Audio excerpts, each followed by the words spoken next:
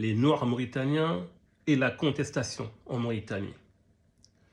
On a eu des hommes politiques depuis 20 ans, 25 ans, qui ont, à travers le Parlement, et même bien avant, ont contesté en fait la discrimination que subissent les Noirs mauritaniens, mais aussi tous les Mauritaniens de manière générale, les pauvres de manière générale, qui subissent la discrimination. Mais là, en l'occurrence, on va parler des Noirs mauritaniens qui subissaient le racisme, la discrimination, les inégalités sociales.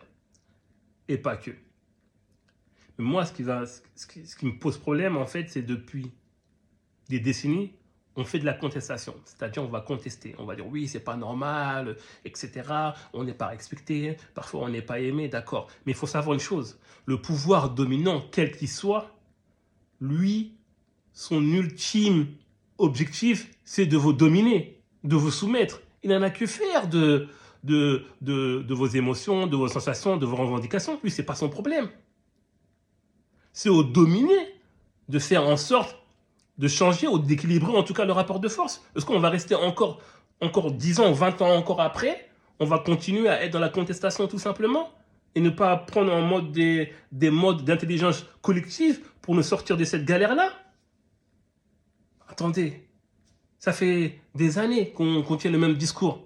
Et après, techniquement, moi par exemple, si je prends juste la communauté Halpolar, les Peuls, on va contester, on va etc.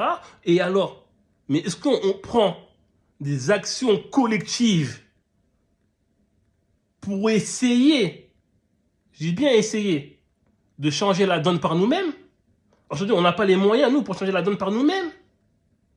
Qu'est-ce qu'on fait, nous, pour changer ce qu'il y a dans nos villages? Mais je ne parle pas de rénover une école et des petits trucs comme ça. Non, moi, je ne parle pas de ça. Moi, je te parle de vrais projets pour nous prendre en main.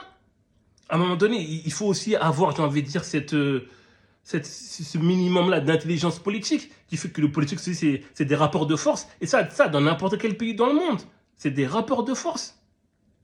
Il faut jouer, il faut savoir, il faut avoir une certaine compréhension des choses. Mais on ne va pas continuer, H24, encore dans 100 ans, de dire il y a la discrimination et le racisme.